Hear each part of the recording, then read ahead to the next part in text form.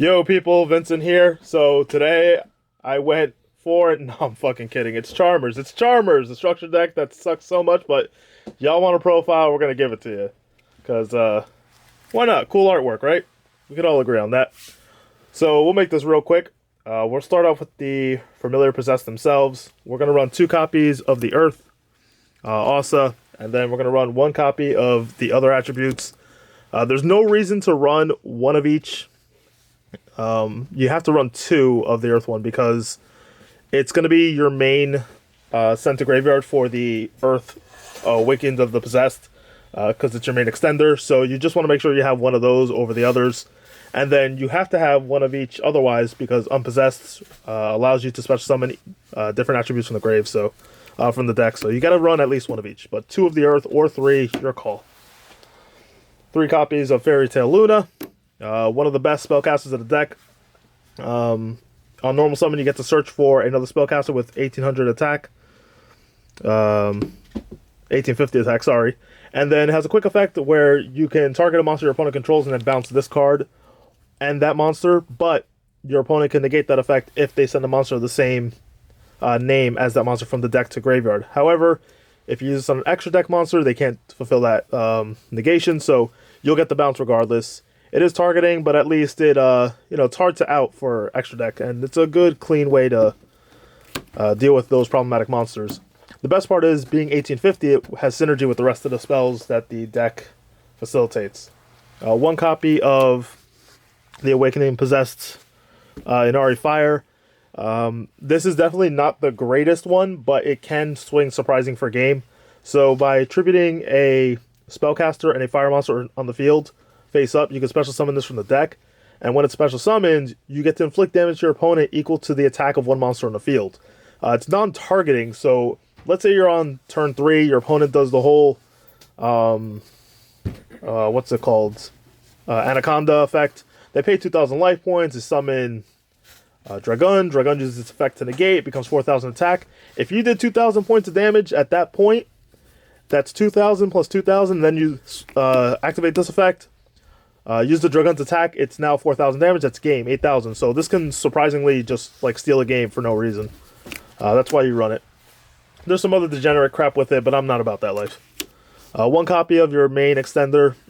This is the Awakening of the Possessed, Nefarious Archer Fiend. So by sending a spellcaster on the field and an earth monster, you get to special summon this from the deck directly or hand.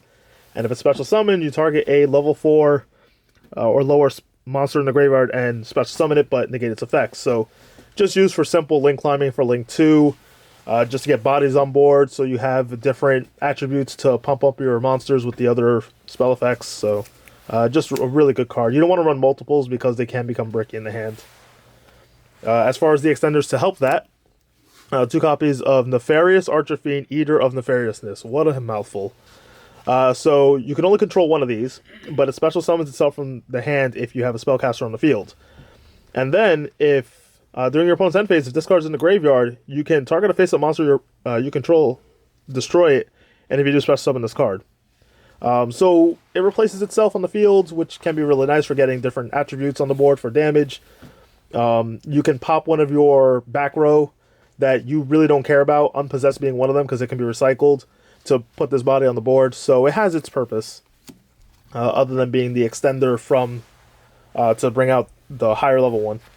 And then 1 copy of Inari Fire to bring out the fire special summon monster from the deck. You can only control 1 as well, special summon it from the hand if you control a spellcaster.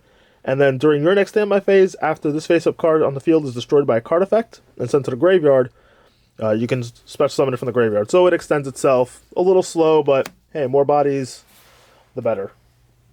3 Ash Blossom and Joyous Spring, just a generic hand trap, really good for the meta, and it gets rogue. 3 copies of Ghost Ogre. So this deck suffers from 2 things. 1, consistency issues, and 2, it's a slower pace control deck. I wanted to run Gamma at first, but that brick of possibly drawing a 1 copy of Driver really sucks in this deck because it can't afford to like have -1 card to use in hand. So Ghost Ogre really settles that. You want to be able to use cards that can deal with the opponent's threats on board rather than just negate effects where they can keep climbing. So you want a 2-for-1. They make a link 2, use the effect, activate Ghost Ogre, get rid of the monster altogether so they can't use its materials. They'll get the effect, but more often than not, they neg more than you do. So Ghost Ogre is preferred. Anything that gets rid of things your opponent controls. Onto the spells. 3 copies of Spirit Charmers.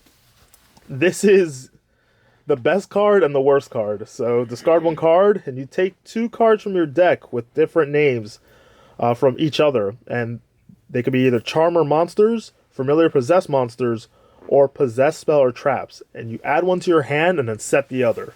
So this is your generic searcher for almost the entire deck.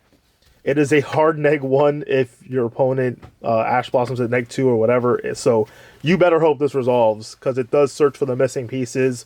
You want one of each card of your playmakers in the hand. So this lets you ensure that. It's a quick effect, but I don't find that to be very useful, honestly, because, again, you neg really hard. So just a good card overall. 3 copies of Awakening of the Possessed. I ran this at 2 because it was technically recyclable, but it's so detrimental to the strategy that I decided to bump it up to 3.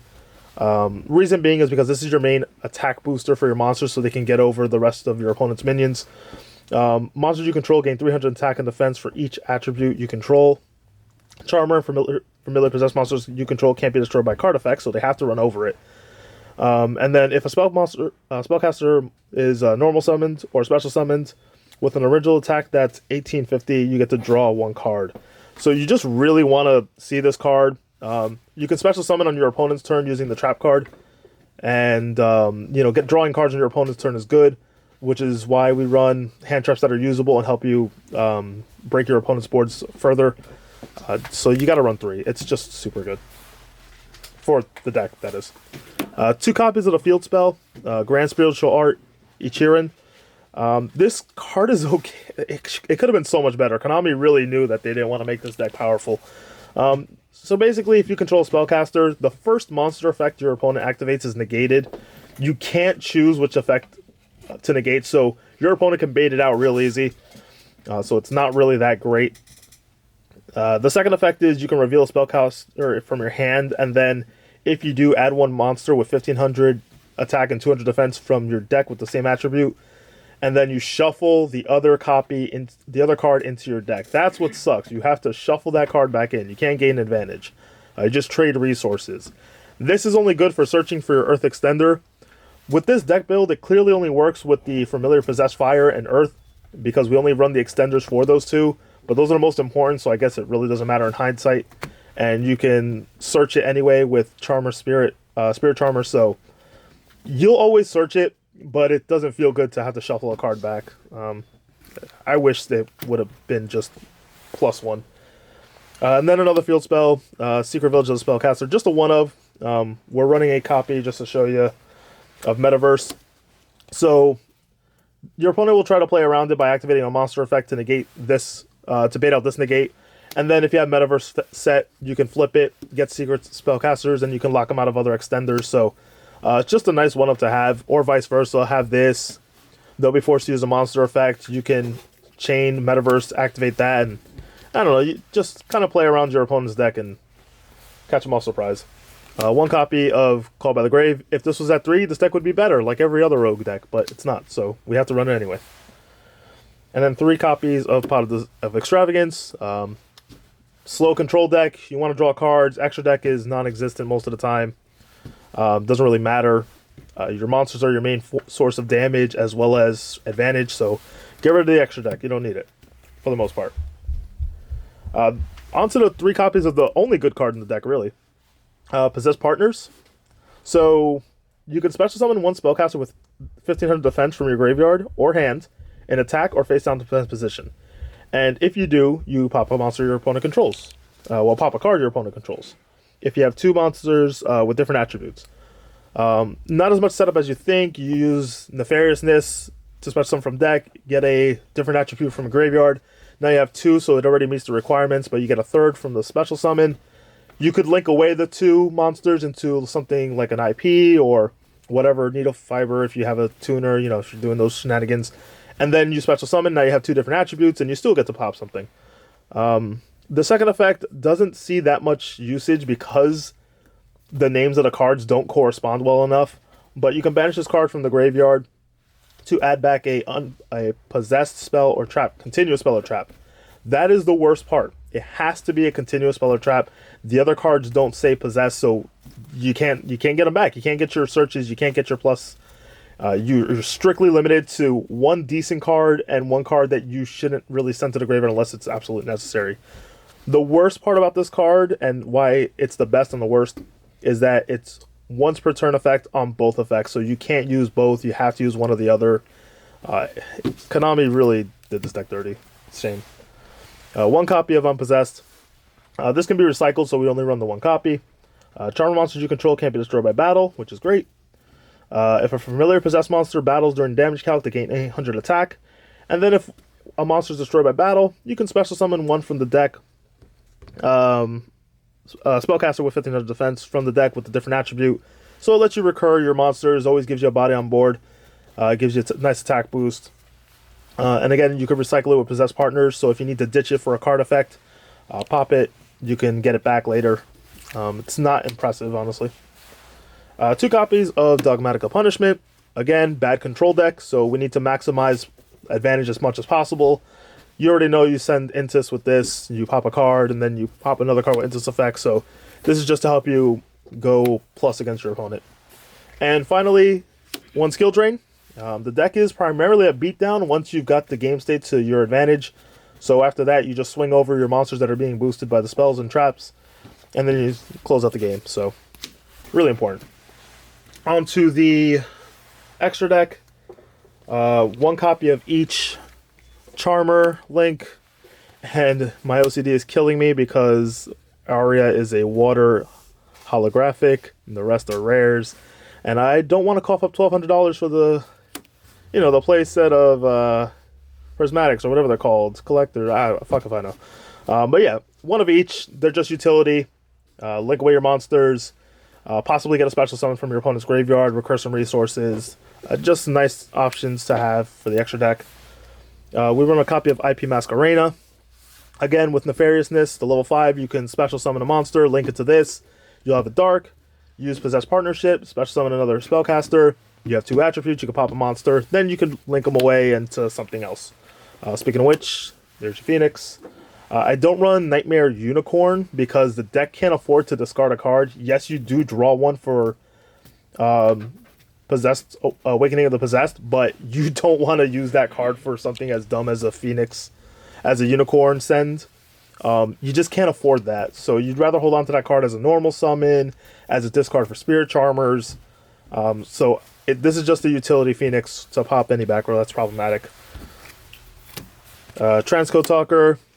You can link away with IP and any monster to make this. Bring back the IP. And then you have, well, everyone's favorite, Access Code Talker. So if you got the materials, make it. 3 copies of Elder Entity. I did that wrong. I'm tired. Obviously for Dragmatic, for punishment, send to the graveyard, pop a card, pop another card. Y'all seen it before. Utopia and Utopia the Lightning. So we'll get to the other Xyz in a moment, but basically, since you're a control deck that just beats over things after you've had the board state in your favor, this just only further pushes that thought. Rank 4 is really easy to make. So being able to swing over problematic monsters that your normal monsters can't get over on their own with the buffs, this just kind of outs that. Yeah, we're running Extravagance, so it's kind of a shot in the dark, but better to have the utility than to not have it. And on top of that, we have Zeus. So even if it doesn't close out the game, you swing, you attack, and now you have, if you don't use the effect, you have 4 materials. If you do use the effect, then you still have 2 materials, so you can do your board wipe. It's Zeus. It's amazing. And then finally, to stall out a little more, 1 copy of Babushka. I know this card fell out because of Link monsters and all the crazy extenders, but again, control deck, slow it down, get the game to your state that you can control, and then if you attack with this on your turn, you can then make Zeus again. So there's that. Anyway, Hope you guys enjoyed the deck profile. If you have any ideas, comments, blah, blah, blah, blah, please let it know down below in the comments. Like, subscribe, all that fun stuff, and we'll see you around.